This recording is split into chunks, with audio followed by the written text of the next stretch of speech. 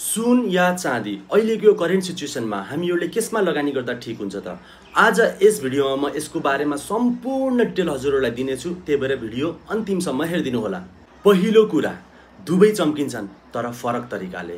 सुन राजा जस्तो शाही स्टाइल, तर चाँदी भनेको जनता जस्तो सस्तो छ तर अति नै प्र्याक्टिकल। अब कम्प्यारिजन यानी कि तुलनाको कुरा गर्नु पर्दाखेरि विगतको 10 वर्षमा सुनले हामीहरूलाई करिब 70 देखि 80% को रिटर्न दिइरहेको छ भनेपछि सिल्भर यानी कि चाँदीले चाहिँ यो हिसाबको हाम्रो रिटर्न दिएको छैन। तर जसरी उद्योगमा या इन्डस्ट्रीहरुमा चाँदीको युज भइरहेको छ नि, भविष्यमा चाँदीको मूल्य सुनभन्दा धेरै हाई रेटले चाहिँ नि बढ्छ भनेर अनुमान गर्न चाहिँ सकिन्छ। र अब चाँदीको प्रयोगको कुरा गर्नु पर्दाखेरि हेर्नु, सुरुमा हजुरले यो भिडियो हेरिराख्नु भएको त्यो मोबाइल, अब मोबाइल हेरिराख्नु भएको छ भने त्यो साइडमा गोलो छ एउटा प्लस बटन छ, त्यो प्लस बटनमा क्लिक गरिदिनु त एकचोटि। प्लिज मलाई फलो गरिदिनु त, म यस्तो भिडियोहरु धेरै बनाउने छु। र दोस्रो नम्बरमा छ इभी इलेक्ट्रिक भेहिकल, त्यसपछि यिनीहरुको चार्जिङ स्टेसन हेर्नु। अब कपर हुन्छ नि, यो पंखा संखा चलाउनलाई मात्र युज हुन्छ। अब गाडीलाई चार्ज गर्नको लागि त्यो लेभलको त्यो हाई लेभलको पावर चाहिन्छ र हाम्रो सिल्भर भनेको चाहिँ नि गुड कन्डक्टर अफ इलेक्ट्रिसिटी भन्ने मानिन्छ। र त्यस्तै गरेर हाम्रो यो 5G नेटवर्क भयो र धेरै इलेक्ट्रिक यो उपकरणहरु यसमा सबमा चाहिँ नि हाम्रो चाँदीको युज छ। अब हुन्छ नि यो टेक्नोलोजीको यो संसारमा हुन्छ नि चाँदीको प्राइस यस्तरी बढ्नेवाला छ, हजुर सोच्न पनि सक्नुहुने छैन। अब हेर्नु, कुनै पनि वस्तुको मूल्य हुन्छ नि त्यसको भविष्यमा हुने प्रयोगबाट चाहिँ नै निकाल्ने गरिन्छ के।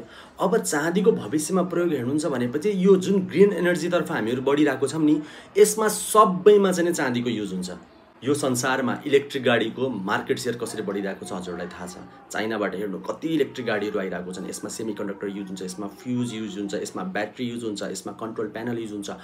यो सबैमा चाँदीको युज छ के। अब हुन्छ नि गाडीमा हुन्छ नि, गाडी भनेको त यार एउटा इलेक्ट्रिक एउटा ब्याट्रीले हुन्छ नि त्यहाँबाट पावर सप्लाई गरेर त्यो कुद्नु छ, त्यो बाटोमा 500 किलोमिटर कुद्नु छ भने चाहिँ अब कपरमा कसैले पनि हुन्छ नि डिपेन्ड हुनै सक्दैन के। यसमा चाहिन्छ हामीलाई गुड कन्डक्टर, जसले चाहिँ नि जो रिलायबल होस्, जो फास्ट होस्, जसले धोका नदियोस्। त्यही भएर हरेक गाडी BYD देखि लिएर टेस्लादेखि लिएर जति पनि सानो कम्पनीको गाडीहरू छन् नि, इलेक्ट्रिक भेहिकलहरू सबमा चाँदीको युज छ।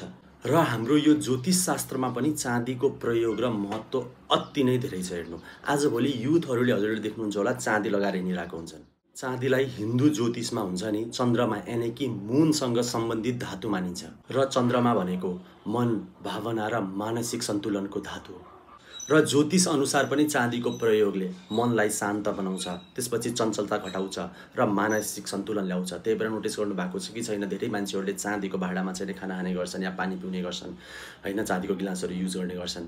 यो चाँदी छ नि चन्द्रमा ग्रहसँग सम्बन्धित भएको हुनाले यदि कसैको जन्मकुण्डलीमा चन्द्रमाको स्थान गलत छ भनेपछि नि हामी एउटा ज्योतिषीले कि चाँदीको औठी लगा कि चाँदीको कडा लगा भनेर हामीलाई उनीहरूले सिफारिस गर्ने गर्दछन्। र चाँदीलाई हुन्छ नि एक त हामीहरूले यो शुद्धताको पनि एउटा प्रतीक मान्ने गरिन्छ। अब हेर्नु, हाम्रो चाँदीको छ नि हजुरको इन्डस्ट्रियल युज त छ, हाम्रो यो हुन्छ नि ज्योतिष विज्ञानमा पनि यसको साह्रै युज छ के। त्यही भएर फ्युचरमा गएर यसको प्राइस अति नै बढ्नेवाला छ। हेर्नु, त्यही भएर म के भन्छु भन्दा इनकेस हजुरहरूलाई यो सुन र चाँदी मध्ये कुनै धातुमा इन्भेस्ट गर्नु छ भनेपछि दुवैमा गर्नुस्। हेर्नु, इनकेस हजुरहरूले 10 लाख रुपैयाँ लगानी गर्न सोचिराख्नु भएको छ भने चाहिँ 2 लाख गर्नुस् हजुरहरूले गोल्डमा, त्यसपछि बाँकी 8 लाख हजुरहरूले गर्नुस् चाँदीमा। किनकि गोल्ड पनि त्यस्तो नराम्रो धातु चाहिँ हैन, किनकि गोल्ड पनि हजुरहरूको हुन्छ नि अब यसको इन्डस्ट्रियल युज त्यति धेरै छैन। तर यो गोल्ड हुन्छ नि हाम्रो सबसे सेफ असेट्स मानिन्छ क्या। भोलिको दिन गरे के युद्ध भयो, सारा हुन्छ नि यो सबै जस्तै कोरोना आएको त्यो सबै फ्याक्ट्रीहरू बन्द भयो, त्यतिखेर चाँदीको त डिमान्ड धेरै कम थियो नि, तर गोल्ड धेरै हाई रेटले बढिरहेको थियो। र यो युद्ध हुने बेला सुन किन यस्तो तीव्र गतिले बढ्छ यो पनि मैले मेरो त्यो भिडियोमा भनिदिएको छु। पुरानो भिडियोमा त्यो मैले पिन गरिदिएको छु, मेरो प्रोफाइलमा त्यो भिडियो हेर्न सक्नुहुन्छ। र यस्तै भिडियोको लागि प्लिज मलाई कमेन्ट गर्नु होला। र यो चाँदीको अरू पनि कुनै प्रयोग छ भने चाहिँ प्लिज मलाई कमेन्ट गर्नु होला है। ल, यति भन्दै म यो भिडियो यहीँ बन्द गर्न चाहन्छु। धन्यवाद and thank you for watching this video.